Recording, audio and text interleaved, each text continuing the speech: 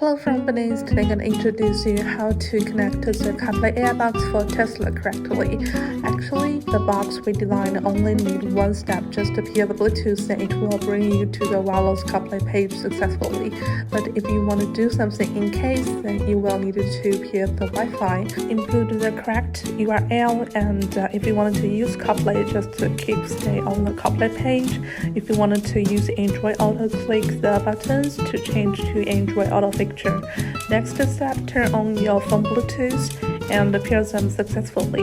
At the same time, you will need to approve the permission from Android Auto, which needed to communicate from the phone and the Android Auto box. After a few seconds, it will bring you to the Android Auto page, just classical page.